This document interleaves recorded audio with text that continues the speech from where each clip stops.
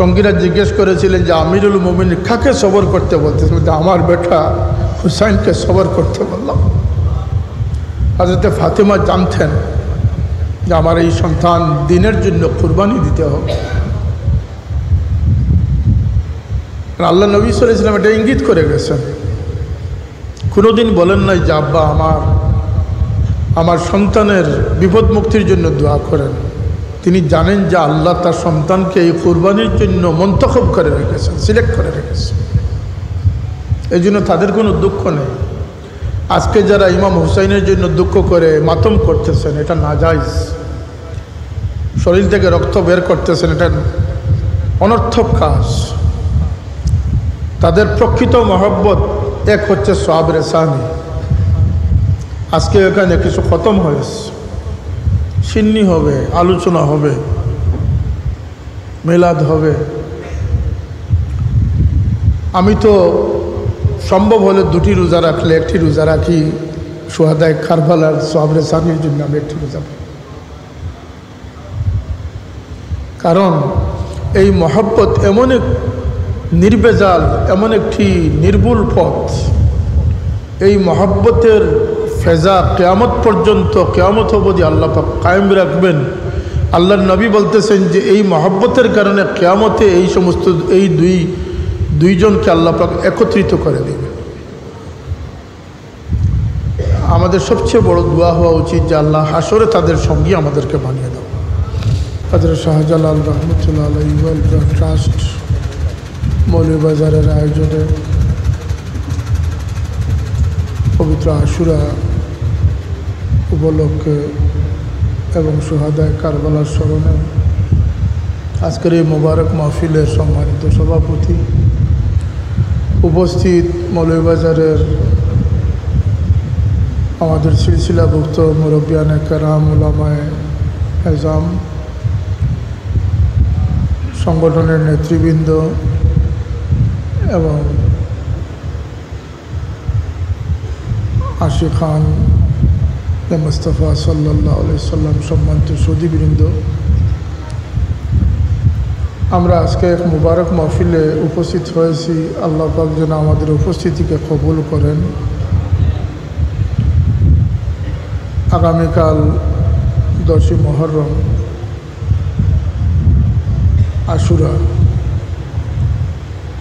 আশুরা এটি একটি গুরুত্বপূর্ণ তারিখ ইসলামের ইতিহাসে। এই দিনকে নিয়ে অনেক কর্মসূচি থাকে। আমাদের দেশেও এই দিবসকে যথাযোগ্য মর্যাদায় রাষ্ট্রীয়ভাবে উদযাপন করা হয়। কিছু সংখ্যক মানুষ যারা এই দিবসের প্রকৃত ফজিলত, বরকতকে নিয়েই ব্যস্ত থাকে, আর কতিপয় মানুষ এই দিবসের বরকত ফজিলতকে পাশ কেটে শুধু শুহাদায়ে কারবালাকে নিয়ে ব্যস্ত থাকে। আমরা এই অর্থে সৌভাগ্যবান যে আমরা সালফে সালেহিনের অনুসারী যারা, আমরা এই দিবসের ফজিলতকেও পালন করি, মানি, পাশাপাশি শুহাদায়ে কারবালাকেও আমরা স্মরণ করি। আলহামদুলিল্লাহ। এই দিনটি আল্লাহ রাব্বুল ইজ্জতের কাছে একটি গুরুত্বপূর্ণ দিন, পছন্দিদা দিন। এজন্য আল্লাহ পাক এই দিনকে ঐতিহাসিক করে রেখেছেন। আদম আলাইহিস সালাম থেকে নিয়ে অপরাপর নবী রাসূলদের ঘটনাবলী এই দিনের সাথে সম্পৃক্ত রয়েছে। অর্থাৎ আদম আলাইহিস সালামের দোয়া কবুল হওয়া, নূহ আলাইহিস সালামকে নূহ মুক্তি লাভ করা এবং তার সাথীদেরকে নিয়ে, ইব্রাহিম আলাইহিস সালাম নমরুদের অগ্নিকুণ্ড থেকে নিষ্কৃতি লাভ করা, ইউনূস আলাইহিস সালাম মাছের পেট থেকে বের হওয়া, এবং এই দিন তৌরাত নাজিল হওয়ারও বর্ণনা রয়েছে। এই সমস্ত ঘটনাবলীর কারণে এই দিবসটি আল্লাহর কাছে পছন্দিদা দিবস, এতে কোনো সন্দেহ নাই। আর এই দিনেই ইসলামের ইতিহাসে প্রায় 1400 বছর আগে এই দিনেই কারবালার সেই মর্মান্তিক ঘটনা, নওয়াসায় রসুল ইমামুল হমাম হজরত সৈয়দনা হুসাইন রাদিয়াল্লাহু তাআলা আনহু ইয়াজিদ বাহিনীর হাতে তার পরিবারভুক্ত প্রায় 17 জন এবং তার সঙ্গী 72 জনকে নিয়ে তিনি শাহাদত বরণ করেছেন। আমরা আগামীকালকে আশুরা পালন করব। আশুরার যে ফজাইল রয়েছে সেটির প্রতি আমরা লক্ষ্য রাখব। হাদিস শরীফে এসেছে আল্লাহ নবী সাল্লাল্লাহু আলাইহি ওয়াসাল্লাম আশুরার সম্পর্কে গুরুত্ব আরোপ করেছেন যে এই আশুরার তারিখে যে রোজা পালন করবে কান্নামা সামা কুল্লাদ্দাহর, কোনো বর্ণনা এসে সারা বৎসর রোজা রাখার সওয়াব লাভ। আবার কোনো কোনো বর্ণনায় এক যুগের কথা উল্লেখ রয়েছে। এই রোজাটির আগে বা পিছনে একটি রোজা লাগিয়ে রাখা। আমাদের সমাজে শবে বরাতের রোজাতেও 2 রোজা রাখার চেষ্টা করেন, বা আরও বিভিন্ন দিবস পালনে যে রোজাগুলো রয়েছে সেখানে 2টি রোজা রাখার অনেকে চেষ্টা করেন। কোনো নফিলের মধ্যে 2 রোজার কোনো সিস্টেম নাই। আর রোজা আপনি সারা বছর রাখেন তাতে তো কোনো অসুবিধা নাই। আইয়ামে বীজের রোজা রাখেন, সোমবার দিন বৃহস্পতিবার দিন রোজা রাখেন, সেটা তো ভিন্ন কথা।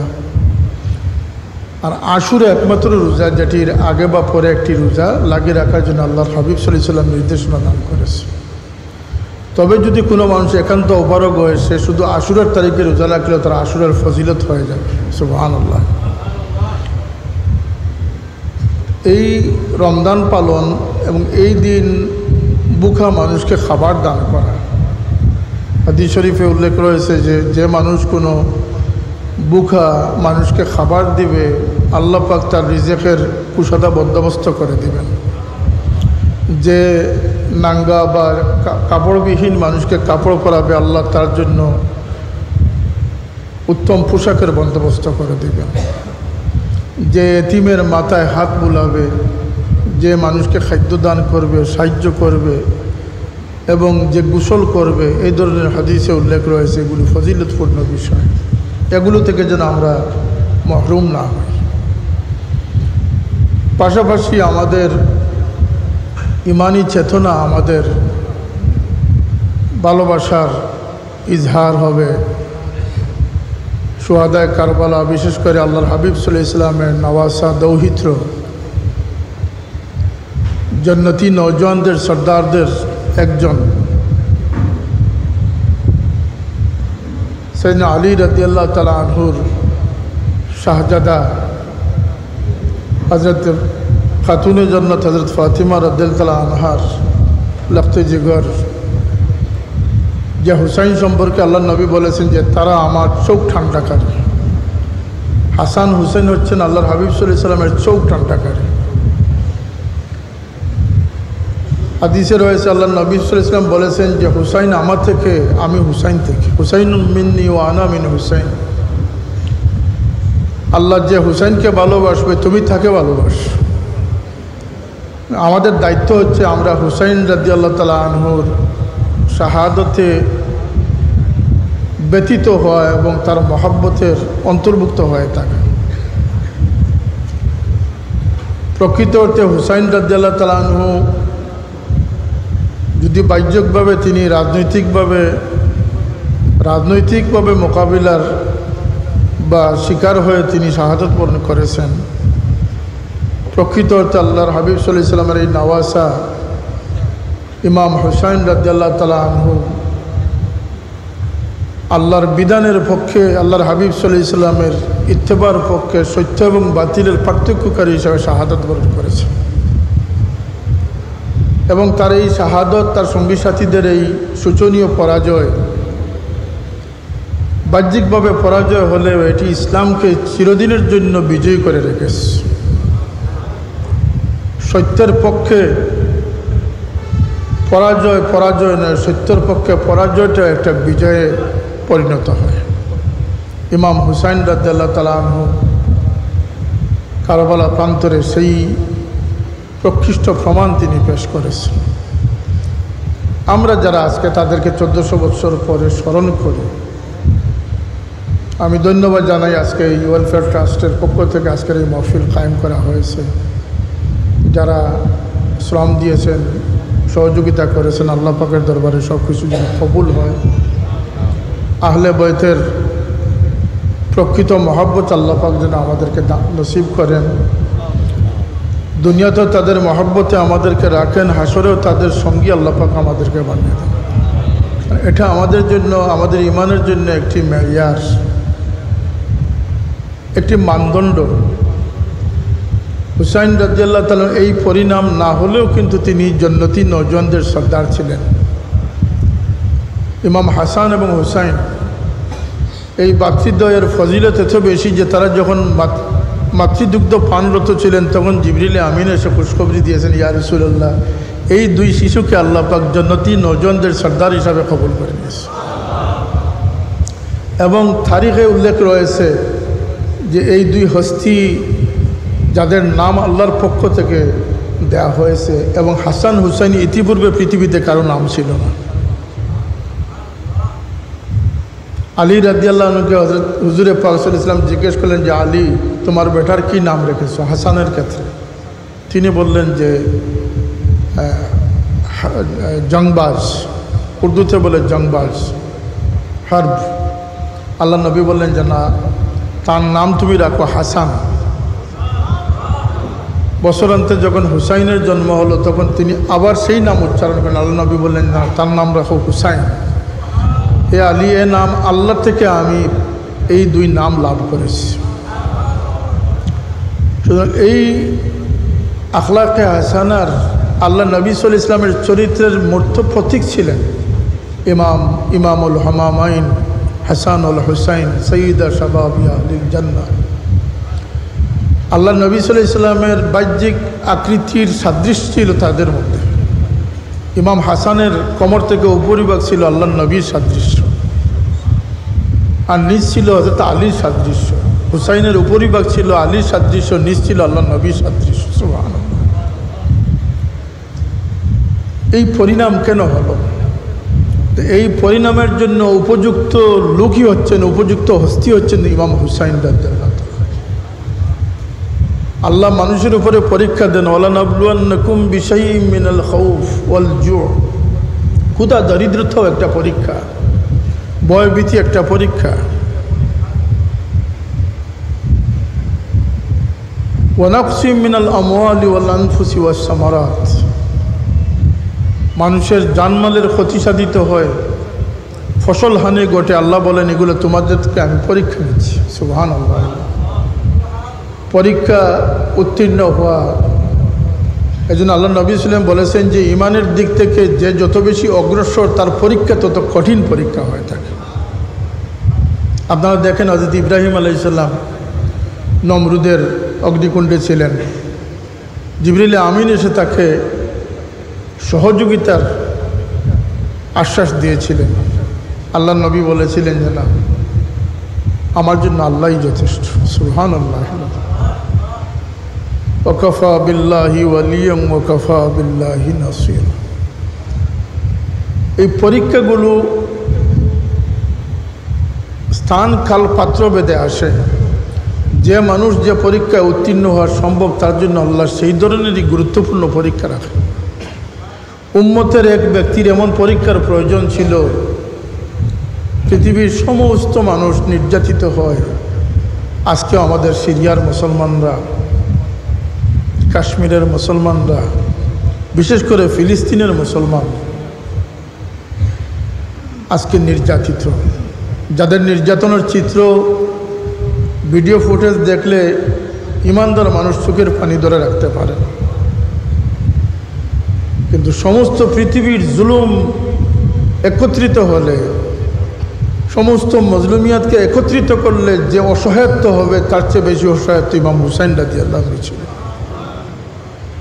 দুগ্ধপোষ্য শিশুকে তিনি রক্ষা করতে পারেন না, এবং তারই কুলে তার 2 বছরের শিশু আব্দুল্লাহ রাদিয়াল্লাহু তাআলা আনহু। বাবার কুলে শুধু সন্তানের লাশ নয়, কত বিক্ষত দেহ, তীরবিদ্ধ দেহ, রক্তাক্ত দেহ উপরে তুলে তিনি ফরিয়াদ করেছেন, আল্লাহ পরীক্ষা নিচ্ছ, তোমার ভালো লাগতেছে, জেনে রাখো তোমার এই বান্দা তোমার পরীক্ষায় সন্তুষ্ট রয়েছে। সুবহানাল্লাহ। আমি জানি মওলা আমার পরীক্ষা নিচ্ছ, কিন্তু আমি তোমার উপরে সন্তুষ্টি, আমি তোমার উপরে সন্তুষ্ট রয়েছি। এই যে তকদিরের ফয়সালার উপরে সন্তুষ্ট থাকা, ইমাম জাহাবি রহমতুল্লাহ আলাইহি বাদশার কয়েদখানায় যখন ইমাম জৈনুল আবদিন রাদিয়াল্লাহু আনহুকে বেড়ি পরিহিত, জিঞ্জির পরিহিত অবস্থায় দেখলেন, তিনি জর্জর করে কেঁদে দিলেন।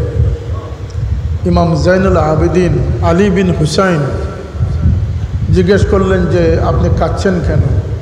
তা আল্লাহর নবীর বংশের ওয়ারিস, ইমামে আহলে বাইত, ইমাম সুফিয়া, আপনার শরীরে এইভাবে জিঞ্জির পরিহিত, সেটা আমি কীভাবে বরদাস্ত করব? কিতাবে উল্লেখ রয়েছে যে তিনি তার মাবুদের দিকে মোতাওয়াজ্জা হলেন এবং তার শরীর থেকে সমস্ত জিঞ্জির ঝরে পড়ে গেল। তিনি বললেন যে হে ইমাম জাহাবি, আমি যদি চাই তাহলে এই বন্দিখানা থেকে আমাকে মুক্ত করতে পারব, কিন্তু আমিগুলি পরে আসি আমার মালিকের ফয়সালাকে মাথা পেতে নেওয়ার জন্য, ফয়সালার উপরে সন্তুষ্টি প্রকাশের জন্য। সুবহানাল্লাহ। যখন কোনো বিপদ আসে তখন মানুষ তার তকদিরের, এখানে তকদিরের একটি পরীক্ষা ঘটে যায়। ক্ষুধা, দারিদ্রতা, ভয়, ভীতি, এগুলা পরীক্ষার একটি অংশ। ইমাম হুসাইন রাদিয়াল্লাহু তাআলা আনহু এও জানতেন যে তিনি শাহাদতের অমীয় সুধা পান করবেন, কারণ হযরত আলী রাদিয়াল্লাহু তাআলা আনহু এই কুফার, এই কারবালা অতিক্রমকালে তিনি বলেছিলেন ইসবির ইয়া আব্দুল্লাহ। সঙ্গীরা জিজ্ঞেস করেছিলেন যে আমিরুল মুমিনিন কাকে সবর করতে বলতেছেন? আমার বেটা হুসাইনকে সবর করতে বললাম। হযরত ফাতেমা জানতেন যে আমার এই সন্তান দিনের জন্য কুরবানি দিতে হবে। আল্লাহ নবী সাল্লাল্লাহু আলাইহি ওয়াসাল্লাম এটা ইঙ্গিত করে গেছেন। কোনোদিন বলেন নাই যে আব্বা আমার সন্তানের বিপদ মুক্তির জন্য দোয়া করেন। তিনি জানেন যে আল্লাহ তার সন্তানকে এই কুরবানির জন্য মন্তখব করে রেখেছেন, সিলেক্ট করে রেখেছেন। এই জন্য তাদের কোনো দুঃখ নেই। আজকে যারা ইমাম হুসাইনের জন্য দুঃখ করে মাতম করতেছেন, এটা নাজায়েজ। শরীর থেকে রক্ত বের করতেছেন, এটা অনর্থক কাজ। তাদের প্রকৃত মহব্বত এক হচ্ছে সওয়াব রেসানি। আজকে এখানে কিছু খতম হয়েছে, সিন্নি হবে, আলোচনা হবে, মিলাদ হবে। আমি তো সম্ভব হলে দুটি রোজা রাখলে একটি রোজা রাখি, সুহাদায়ে কারবালার সওয়াব রেসানির জন্য আমি একটি রোজা রাখি। কারণ এই মহব্বত এমন এক নির্বেজাল, এমন একটি নির্ভুল পথ, এই মহব্বতের ফেজা কিয়ামত পর্যন্ত, কিয়ামত অবধি আল্লাহ পাক কায়েম রাখবেন। আল্লাহর নবী বলতেছেন যে এই মহব্বতের কারণে কিয়ামতে এই সমস্ত এই দুইজনকে আল্লাহ পাক একত্রিত করে দেবেন। আমাদের সবচেয়ে বড় দোয়া হওয়া উচিত যে আল্লাহ হাসরে তাদের সঙ্গী আমাদেরকে বানিয়ে দাও। কিন্তু যারা মাতম করেন, এটা অনর্থক কাজ। বরং আরেকটি কাজ হচ্ছে ইমাম হুসাইন রাদিয়াল্লাহু তাআলা তার সঙ্গীদেরকে নিয়ে যে বিপ্লবে তিনি কামিয়াব হয়েছেন। ইমাম হুসাইন কামিয়াব, বিজয় লাভ করেছেন না পরাজয় লাভ করেছেন, এটা আগে আমাদেরকে বুঝতে হবে। ইমাম হুসাইন কিয়ামত পর্যন্ত চেতনা হয়ে আছেন, উজ্জীবিত করে রেখেছেন উম্মতে মুসলিমাকে, যাতে আমাদের সামনে ছোট বড় পরীক্ষা আসবে আমরা যেন আপোষহীন থাকতে পারি। আল্লাহর নবীর উম্মতদেরকে আপোষহীন শিক্ষা দানের জন্য ইমাম হুসাইনের এই কুরবানি ছিল, এবং এই কুরবানিটা ছিল উম্মতের সর্বশ্রেষ্ঠ কুরবানি। একটি হচ্ছে সওয়াব রেসানি, অপরটি হচ্ছে যে উদ্দেশ্যে ইমাম হুসাইন রাদিয়াল্লাহু তাআলা আনহু যে আপোষহীন ভূমিকায় সফলতা লাভ করেছিলেন, সেই ভূমিকায় আমরা নিজেদেরকে আমরা সামিল রাখা। ইমাম হুসাইন যে সফলতাকে প্রতিষ্ঠিত করে গেছেন, যে আদর্শকে তিনি বিজয়ী করে প্রতিষ্ঠিত করে গেছেন, সেই আদর্শকে ধারণ করা হচ্ছে ইমাম হুসাইনের সবরেসানির আরেকটি অংশ। সুতরাং পৃথিবীতে যে ইমানদার ওলা তালবিসুল হাক্কা বিল বাতিলি ওয়া তাকতুমুল হাক্কা ওয়া আনতুম তা'লামুন, জেনে শুনে তোমরা সত্যকে মিথ্যা দিয়ে পরিবর্তন করো না। যেটা তোমরা জানো এই বিষয়ে তোমরা, অথচ আমাদের কিছু জ্ঞানপ্রাপীরা আছে যারা জানে যে ইয়াজিদ লানতপ্রাপ্ত, ইয়াজিদ দোষী, এবং এটাই আহলে সুন্নাতুল জামাতের 1400 বৎসরের ফয়সালা হচ্ছে। আপনারা জানেন যে মানাকিবে হুসাইন, ইমাম হুসাইনের ফজিলতের বর্ণনা হাদিসে মুবারাকায় রয়েছে। বলেন সুবহানাল্লাহ। হুসাইন কে হবেন, হুসাইনের দরজা কী হবে, এটা আল্লাহ নবীও বলেছেন। হাদিসের পৃষ্ঠায় সেটা সেই মানাকিব লিপিবদ্ধ আছে। কিন্তু কারবালার ঘটনা হাদিসে লিপিবদ্ধ নয়, এই জন্য যে এটি আল্লাহ নবী সাল্লাল্লাহু আলাইহি ওয়াসাল্লাম ওফাতের 50 বৎসর পরে সংগঠিত হয়েছে।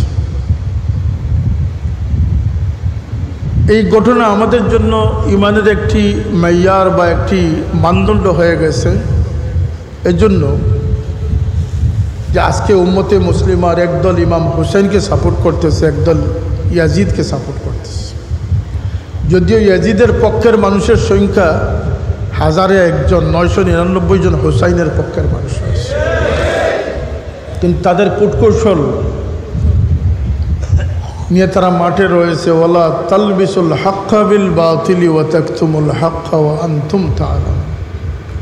তারা সিরাতের কিতাব জানে, তারা মোল্লা আলী কারি রহমতুল্লাহ আলীর কিতাব পড়েছে, সানাউল্লাহ পানিভূতি রহমতুল্লাহ আলীর কিতাব পড়েছে, মাজাহিবে আরবার ফয়সালা তাদের জানা আছে, ইমাম আইম্মাদের উক্তি বিবৃতি তাদের জানা আছে, তারিখগুলোর পৃষ্ঠা তাদের জানা আছে। কিন্তু তারা এমন জ্ঞান পাফি, জেনে শুনে তারা তাদের মুখের জোর দ্বারা তারা চাইতেছে যে ইয়াজিদকে প্রতিষ্ঠিত করে হুসাইনকে আমাদের অন্তর থেকে মুছে ফেলার চেষ্টা করছে। আমরা এই অর্থে সৌভাগ্যবান যে আমরা কোনো সাবাবাজিকে গুরুত্ব দিচ্ছি না। আমরা আমাদের সলফে সালেহিন, আমাদের পূর্বসূরীদের মত পথের উপরে আল্লাহ পাক আমাদেরকে রেখেছেন, মৃত্যু পর্যন্ত যেন আল্লাহ সেটার উপরে আমাদেরকে বাকি রাখেন। কারণ হুসাইন রাদিয়াল্লাহু তাআলা আনহু যে চক্রান্তের শিকার হয়েছেন, যার রুশানলে তিনি শাহাদত বরণ করেছেন, সেই ক্ষমতালোভী ইয়াজিদ, সেই ইয়াজিদের কারনামা, তার যদি সেই ইতিহাস আমরা দেখি যে কেবল ইমাম হুসাইন রাদিয়াল্লাহু তাআলা সপরিবারে সঙ্গী সাথী সহ শাহাদতের নেককারজনক ঘটনার নায়কও ইয়াজিদ নয়। ইয়াজিদ ওই ব্যক্তি যে তার সৈন্যবাহিনীকে, তার সেনাপতিকে নির্দেশ দিয়েছিল যে মদিনায় তোমরা আক্রমণ করো, মদিনা 3 দিন 3 রাতের জন্য মদিনা তোমাদের জন্য হালাল করে দিলাম। এবং ইতিহাস উল্লেখিত রয়েছে প্রায় 700-র অধিক সাহাবায়ে কেরামকে ইয়াজিদ বাহিনী শহীদ করেছে।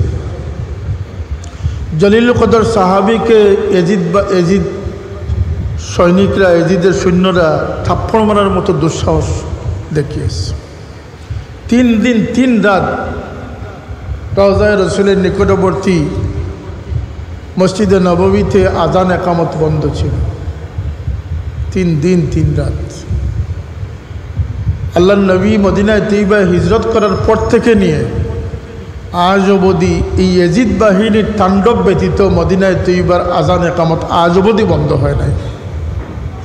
সুতরাং ইয়াজিদ লানতের প্রাপ্ত না ধন্যবাদের প্রাপ্ত। এবং ইতিহাসে আরও কলঙ্কজনক অধ্যায় রয়েছে। প্রায় 2600 মহিলা মদিনার বাসিন্দা, যারা দুনিয়ার সব অঞ্চলের বাসিন্দার চেয়ে যাদের ফজিলত বেশ। মদিনায় তৈবার কবরস্থানের মর্যাদা আমাদের শাহী কবরস্থানের মর্যাদার মতো নয়। এই কবরের মর্যাদা ভিন্ন। এমনকি কিয়ামতের সময় আল্লাহ নবী সাল্লাল্লাহু আলাইহি ওয়াসাল্লাম বলতেছেন যে আমি যখন কবর থেকে উঠব, জিবরিল আমিনকে বলবো যে হে জিবরিল, আমার উম্মতদেরকে কি বিপদের গাঁঠে রেখে এসে আমাকে জাগ্রত করলে? তিনি বলেন, ইয়া রাসূলুল্লাহ, শপথ খোদার, আপনার আগে কাউকে জাগ্রত করা হয় নাই। আল্লাহ নবী বলতেছেন যে আমার ডান থেকে আবু বকরকে উঠানো হবে, বাম থেকে ওমরকে উঠানো হবে। আর এক আল্লাহ নবী সাল্লাল্লাহু আলাইহি ওয়াসাল্লামের এক খাদিম মুয়াজ্জিন রাসূল সাইয়েদনা বেলাল রাদিয়াল্লাহু আনহু সম্পর্কে আল্লাহ নবী বলেন যে তাকে আমার পায়ের পিছন থেকে উঠানো। বিলাল সেই সৌভাগ্যবান যিনি সিরিয়ায় মদফান হয়েছেন, আর তিনি কিয়ামতে উঠবেন আল্লাহ নবীর কদম মুবারকের পিছন। আর পুরা জান্নাতুল বাকিটাই আল্লাহ নবী সাল্লাল্লাহু আলাইহি ওয়াসাল্লামের কদম মুবারকের পিছনে রয়েছে। এরপরে আল্লাহ নবী বলেন যে এরপরে আমার বাকি কবরস্থান থেকে সমস্ত ময়িতদেরকে উঠানো হবে, তারপরে মুআল্লা থেকে উঠানো হবে, তারপরে তার মধ্যবর্তী স্থান থেকে উঠানো হবে। সুবহানাল্লাহ। সেই আহলে মদিনার একটি ফজিলত রয়েছে, হাদিসে বাব রয়েছে আহলে মদিনার ফজিলত।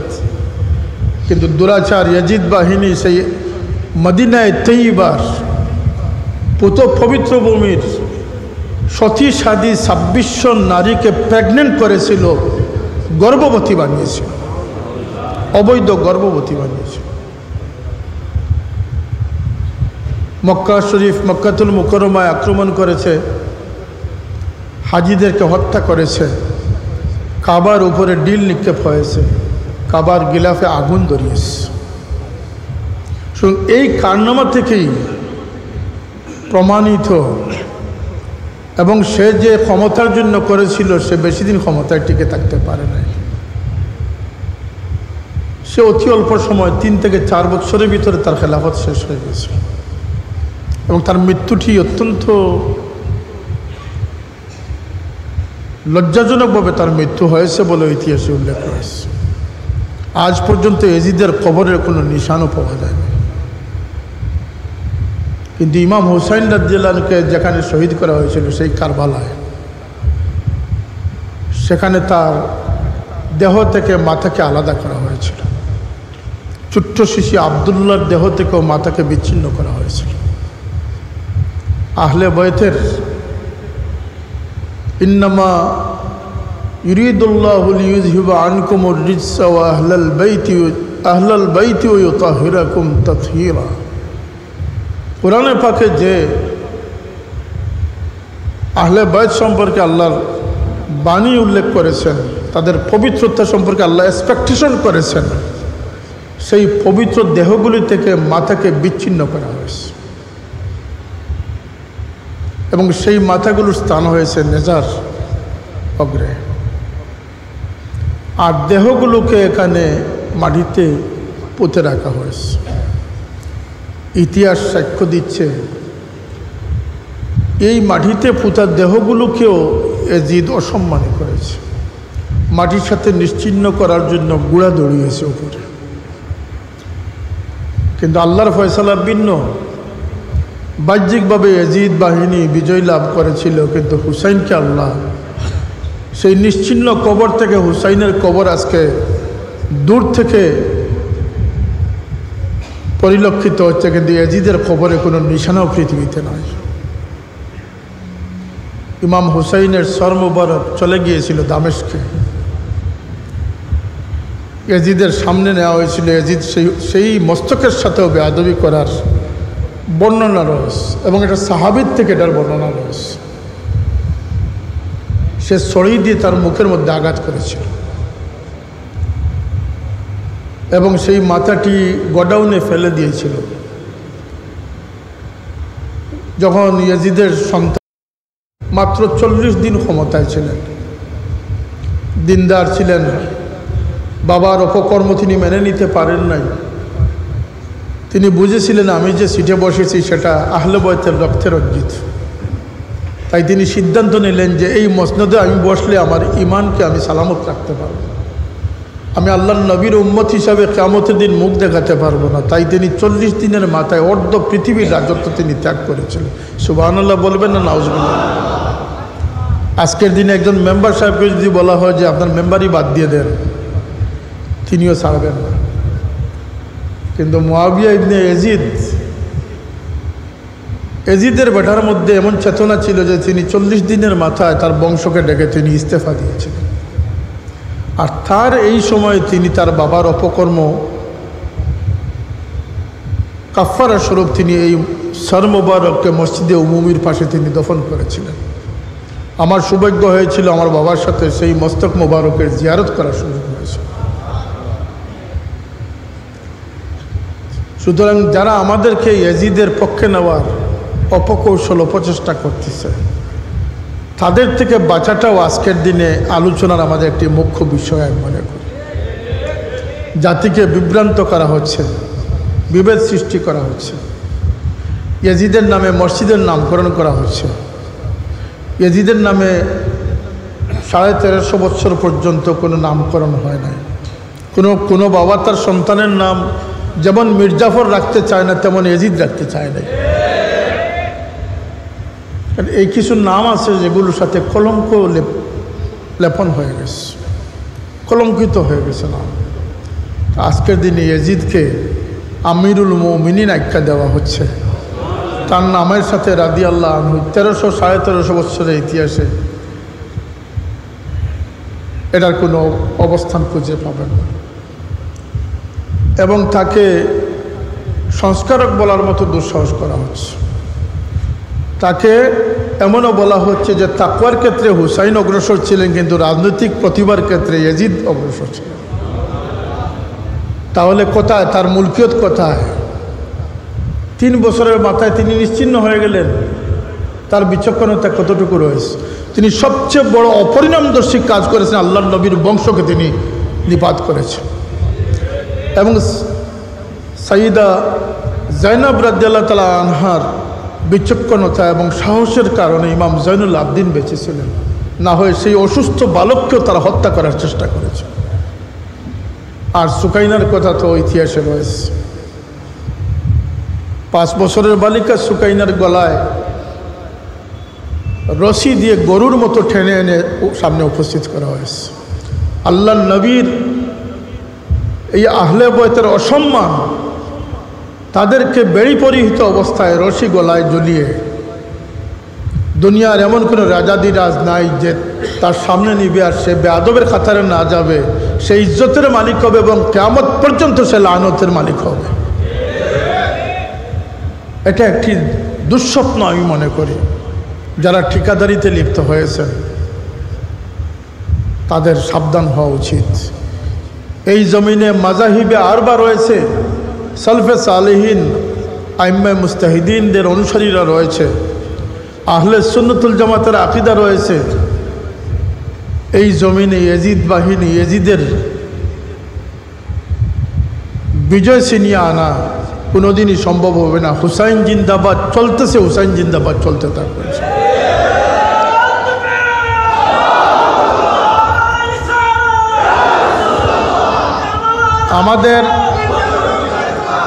আমাদের সময়ের দাবি হচ্ছে হুসাইনি চেতনাকে ধারণ করা। আমরা কাঁদি হুসাইনের জন্য আর চলি এজিদি পন্থায়। আমাদের ঘরে ঘরে এজিদ প্রবেশ করেছে। এজিদের আদর্শ নিয়ে আমরা বাঁচার অপচেষ্টা করি, হুসাইনের জন্য আমরা রুনাজারি করি। এটা পরস্পর বিরোধী, কন্ট্রাডিকশন। কথাটা বুঝে আসতেছে? বিশেষ করে আমাদের সিলসিলাভুক্ত সাংগঠনিক দায়িত্বশীল সংগঠনের কর্মী সমর্থক যারা আছেন না আপনাদের জন্য আজকের দিনে শিক্ষা হচ্ছে যে আমরা হুসাইনের মহব্বতে আসি থাকব, হুসাইনের জন্য রুনাজারি করব, হুসাইনের আদর্শের উপরে আমরা টিকে থাকব। আমরা যেন বাতিলের সাথে, মিথ্যার সাথে, দুঃখার সাথে, বেয়াদবির সাথে, অসৎ চরিত্রের সাথে যেন আমরা আপোষ না করি।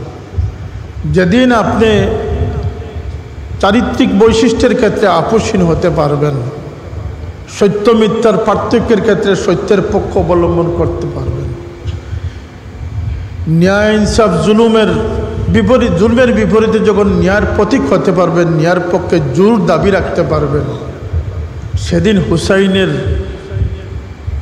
আদর্শের স্লোগান আমাদের জন্য সার্থক হবে। কথা ঠিক না? ঠিক না? আমাদেরকে এই আশুরা আসলেই হুসাইনের স্মরণ, আর আশুরা গেলেই হুসাইনকে আমরা বলে যাব, এটা হুসাইনের প্রকৃত মহব্বত। ইমাম হুসাইনের মহব্বত এত বিশাল মহব্বত, যেটিকে সারা বছর আমরা অন্তরে ধারণ করার সুযোগ রয়েছে। আপনারা ইতিহাস গার্ডেন আর হাদিসের পৃষ্ঠা গার্ডেন, আল্লাহ রাব্বুল ইজ্জত তার হাবিব সাল্লাল্লাহু আলাইহি সাল্লামকে যে খুলুকে আজিম দান করেছিলেন, যে আখলাকে হাসানা দান করেছিলেন, ইন্নামা বুইসতু লিউতাম্মিমা মাকারিমাল আখলাক, সেই আখলাকের এক প্রতিবিম্ব ছিলেন আল হাসান আল হুসাইন। হাসান হুসাইন থেকে কেবলমাত্র ত্যাগ তিতিক্ষার শিক্ষাই নয়, বরং চরিত্রের শিক্ষা কিয়ামত পর্যন্ত নেওয়ার সুযোগ রয়েছে। হযরত আলী রাদিয়াল্লাহু আনহুকে প্রশ্ন করা হয়, আপনার ছেলে হাসান কেমন বেটা? স্বাভাবিক, এক বাবাকে সন্তান সম্পর্কে প্রশ্ন করাটা স্বাভাবিক। বাবাকে প্রশ্ন করা স্বাভাবিক যে আপনার সন্তান কেমন। ইমাম সাইয়েদনা আলী রাদিয়াল্লাহু তাআলা আনহু জবাব দিয়েছিলেন যে আমার বেটা হাসান চরিত্র মাধুর্য সে এমন যে আমি হাঁটলে সে আগে চলে না, সে পিছনে থাকে। আমি নিচে বসলে সে উপরতলায় উঠে না। আমার চোখের দিকে চোখ তুলে চায় না। খাবারে বসলে আমি না খাবার গ্রহণ করা পর্যন্ত সে মুখে খাবার দেয় না। সুবহানাল্লাহ। এই পরিবার থেকে পবিত্রতার জন্য দ্বারা প্রবাহিত হয়েছে, ইলমে তাসাউফ প্রবাহিত হয়েছে, আল্লাহর বন্দেগীর দৃষ্টান্ত প্রবাহিত হয়েছে, মানুষের খেদমতের ধারাবাহিকতা, খেদমতে খালকের ধারাবাহিকতা প্রকাশিত হয়েছে। আজকে যারা ইমাম হুসাইন রাদিয়াল্লাহু আনহু এবং সাহাবায়ে কেরামকে বাদ দিয়ে তাদের তথাকথিত ইমামদেরকে তারা ছোটোখাটো নবীর মতো মানতেছেন, তারা জানেন না যে ইমাম হাসান এবং হুসাইন কি চরিত্রের অধিকারী ছিলেন। ইমাম জয়নুল আবদিন কত বড় জাহিদ ছিলেন, আবিদ ছিলেন, যার নাম হচ্ছে আলী, কিন্তু তার কুনিয়ত হচ্ছে জৈনুল আবিদিন। সারা পৃথিবীতে যত আবিদ লোক হবেন সকলের সৌন্দর্য বর্ধনকারী হচ্ছেন তিনি। জৈন, সৌন্দর্য বর্ধনকারী, আবিদিন, ইবাদত গুজারদের সৌন্দর্য বর্ধনকারী। অর্থাৎ তিনি হচ্ছেন রাহবার, তিনি হচ্ছেন মুক্তদা, তিনি হচ্ছেন পেশোয়া, তিনি হচ্ছেন আইডিয়াল।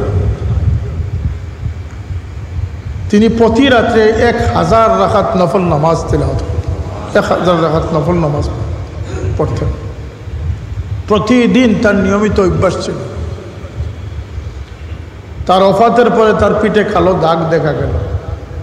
জানা গেল যে মদিনার অলিগলিতে এমন 50-60টি ফ্যামিলি রয়েছে যাদের প্রতিদিনকার রাত্রের খাবার তিনি নিজে পৌঁছে দিতেন। প্রত্যক্ষ পরোক্ষভাবে প্রায় 50,000 জন মানুষের রিজেক রুটির বন্দোবস্তের তিনি একজন মুখ্য ব্যক্তি ছিলেন। এই আদর্শের চেতনার উৎস হচ্ছেন তারা। আল্লাহর নবীকে অনুসরণ করার সবচেয়ে বড় দৃষ্টান্ত তারা স্থাপন করে গেছে। সুতরাং কোনোভাবেই যেন আমরা বিভ্রান্তিতে না পড়ি। আমাদের দেশে ঈদ নিয়ে বিভ্রান্তি হচ্ছে, সেহরি ইফতারের সময় নিয়ে বিভ্রান্তি হচ্ছে না? আমাদের মাসলা মাসাইল নিয়ে বিভ্রান্তি হচ্ছে। আর ইদানিং তো মাশাল্লাহ মাআযাল্লাহ যত অশ্লীলতা আছে, যত অপকর্ম আছে, যত বেজাল আইটেম আছে, সবগুলোর অ্যাডভার্টাইজমেন্টে হুজুর রূপী মানুষরা চলে এসেছে। বড়ি বিক্রিতে, সালসা বিক্রিতে,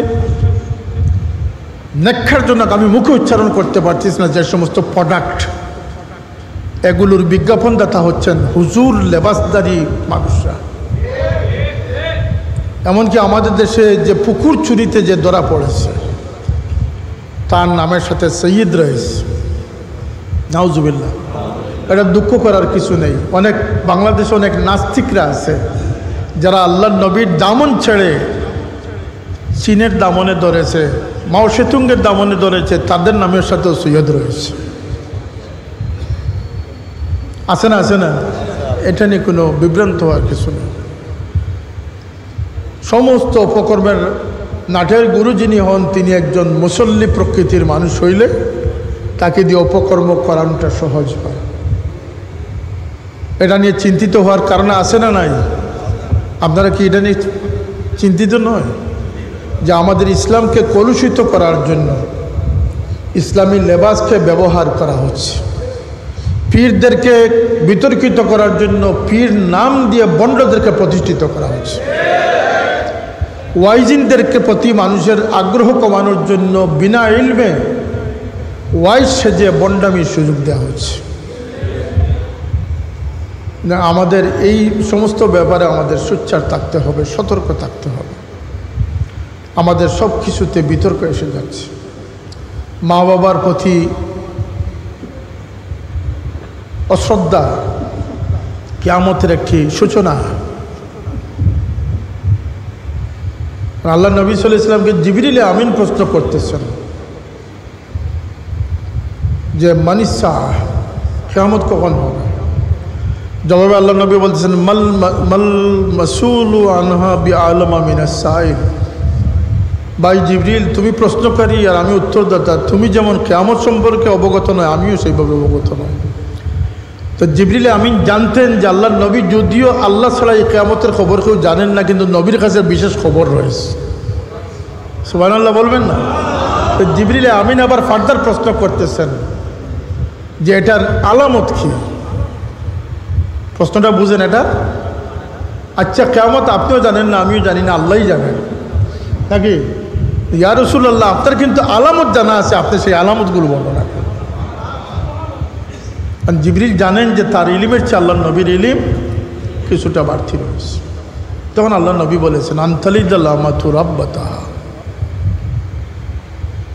হুজুর পাক সাল্লাল্লাহু আলাইহি ওয়াসাল্লাম ভবিষ্যৎবাণী করেছেন,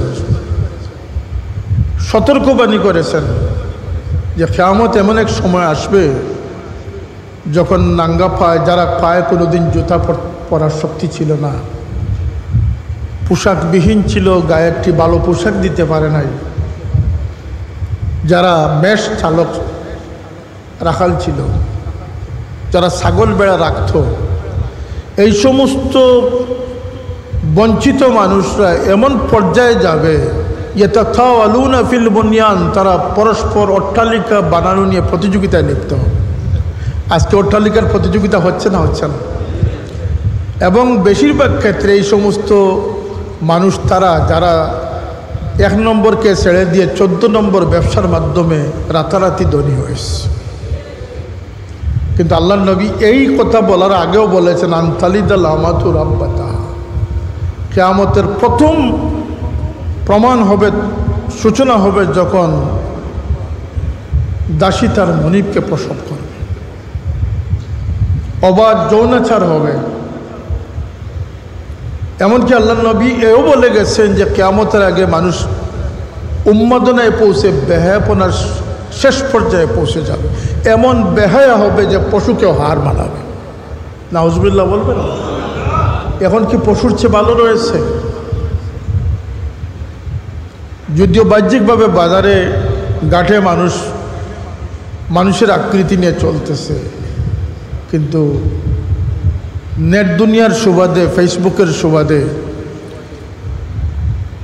একটি 5-6 বছরের বাচ্চাও সমস্ত কিছু অবগত রয়েছে। কথা ঠিক না? ঠিক না? আর এত অপরিণামদর্শী মানুষ গড়ে উঠতেছে আমাদের সমাজে, যারা জানে না যে তার এই স্ট্যাটাসটার পরিণামটা কি। এটা যে একটা অপরিণামদর্শী, এটার যে ব্যাড এফেক্ট রয়েছে, রিয়াকশন রয়েছে, এ বিষয়ে তার কোনো জ্ঞান বুদ্ধি নেই। অনর্থক, অপ্রাসঙ্গিক, অপ্রয়োজনীয় যত বিষয় রয়েছে 90% ফেসবুকে দিয়ে দিচ্ছে। আর সাথে বেহায়াপনা, অশ্লীলতা।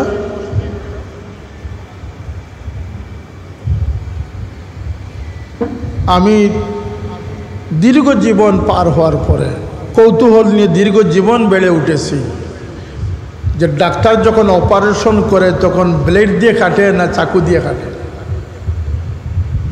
আমি হসপিটালের চেয়ারম্যান হওয়ার পরে একদিন কৌতূহলবশত আমি ওটিতে গিয়ে বললাম যে মানুষের যে পেট কাটে বা মানুষের শরীর কাটে কি চাকু দিয়ে কাটে সেটা আমাকে দেখাও। তো তারা একটা ছোট্ট একটা দাঁড়ালো, একটা ব্লেড দিল। এই ব্লেড সাধারণ ব্লেড নয়। আমি বললাম সর্বনাশ, এটাতেই কাটে? ওদের স্যার এটা তো 10 টাকা মূল্যে ফার্মেসিতে পাওয়া যায়। এ কথাটা এই জন্য বললাম যে অর্ধ শতাব্দী পার করে দিলাম, অপারেশন কীভাবে করে সেটা জানি না, কিন্তু আজকের 5 বছরের বাচ্চা জানে যে মায়ের গর্ভ থেকে সন্তান কীভাবে প্রসব হয়। কথা ঠিক না? ঠিক না? এই যে অপরিণামদর্শী শিক্ষা, এই শিক্ষার মূল কারণটি হচ্ছে ফেসবুক নামক দাজ্জালের কারণে এই সমাজটা ধ্বংস হচ্ছে। চিন্তা করেন এগুলা। বাচ্চাদের হাতে নেট মোবাইল দিয়েন না। জকিগঞ্জ থেকে কিডন্যাপ করে মেয়েকে নিয়ে এসেছে মৌলভীবাজার আখাইলকুড়া এরিয়ায়। আমি ঢাকায় কিডন্যাপকৃত মেয়ে, বয়স মাত্র 13 বছর। আপনাদের এমপি মাননীয় সংসদ সদস্য জিল্লুর রহমান আমার স্নেহভাজন, ফোন দিলাম, এসপি সাহেব, ওসি সাহেব সম্পৃক্ত হলেন, মোবাইল ট্র্যাকিং হইল। যাই হোক 4 ঘন্টার মধ্যে আপনাদের এমপি সাহেবেরও গুম হয় না, আমারও গুম হয় না, কিন্তু মেয়েটাকে আমরা উদ্ধার করেছি। কিন্তু কারণটা কি? Because of mobile. কারণটা কি?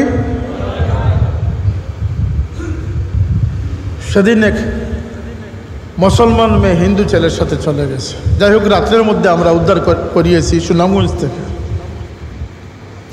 কিন্তু এটার কারণটা কি?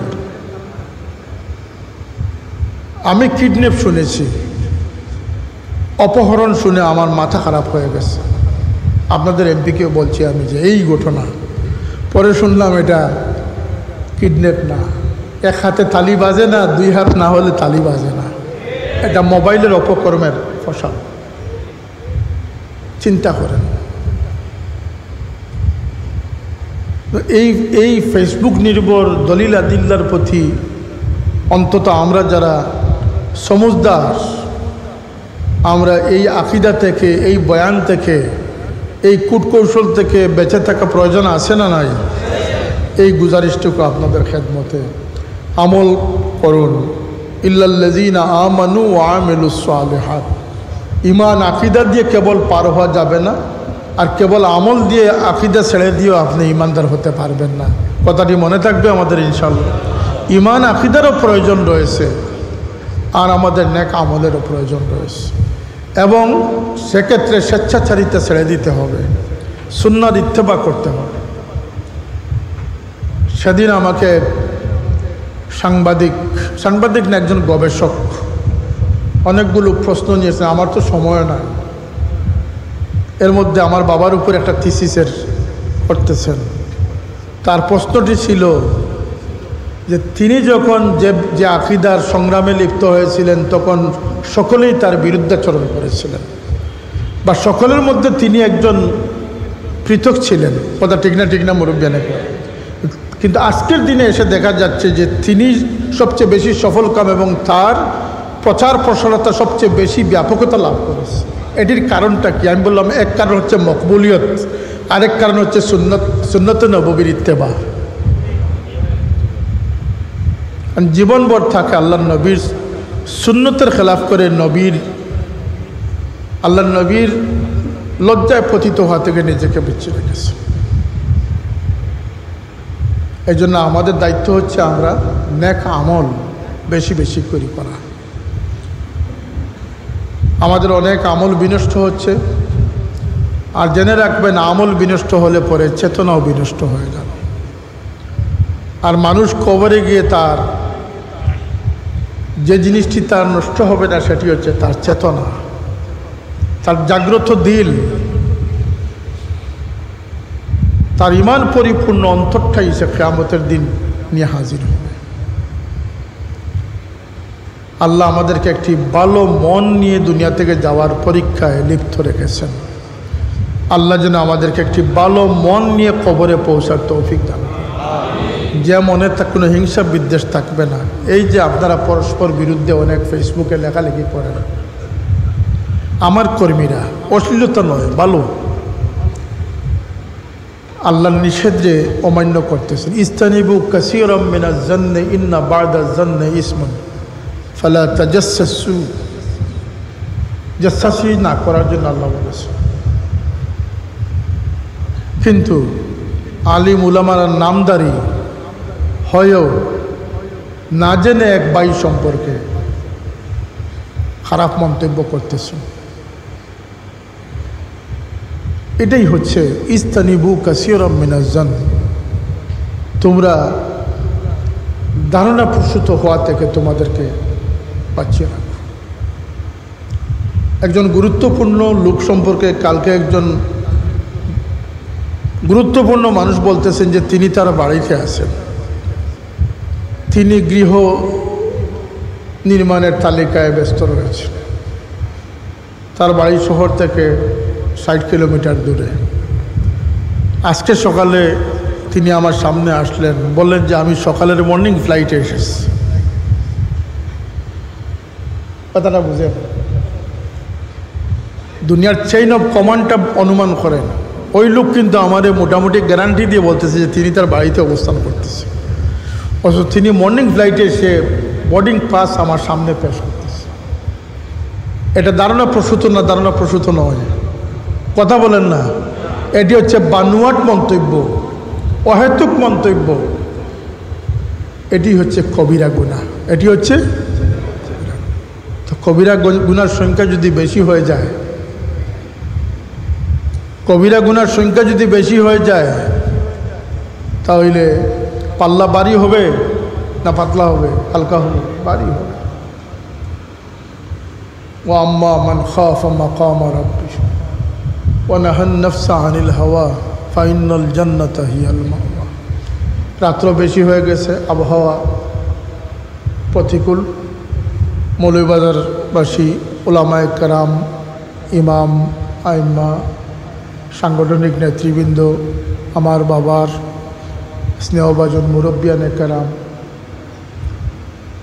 আমাদের পরামর্শদাতা উপদেষ্টা বৃন্দ, তালামিজি ইসলামের ছাত্রবন্ধুগণ, আঞ্জুমান আল ইসলাম নেতৃবৃন্দ, সিলসিলার বিরাদরানের তরিকত, সকলের প্রতি মোবারকবাদ, আন্তরিক ধন্যবাদ জানিয়ে আমার কথা এখানে শেষ করছি। আল্লাহ আমাদেরকে তার হাবিব সাল্লাল্লাহু আলাইহি ওয়াসাল্লামের আহলে বাইতের মহব্বতের উপরে কায়েম থাকার তৌফিক দান করুন। আশুরার এই মোতাবরক তারিখকে সদ ব্যবহার করার তৌফিক আল্লাহ পাক দান করুন। আমরা যেন রোজা রাখতে পারি। পারবো না? পারবো না? আশুরার রোজা এত গুরুত্বপূর্ণ রোজা, রমজানের পরে সবচেয়ে গুরুত্বপূর্ণ রোজা আল্লাহ নবী উল্লেখ করেছেন আশুরার রোজা। আরাফার দিনের রোজা, আশুরার রোজা। মান সামাহু সামা কুল্লাদ দাহর, এই দিনে যে রোজা পালন করলো সে সারা বৎসর রোজা পালন করল। আমরা এই বিশেষ সতর্ক থাকব। আল্লাহ আমাদেরকে যেন তৌফিক দান করেন। আমিন। ওয়া আখিরু দাওয়ানা আলহামদুলিল্লাহি রাব্বিল আলামিন।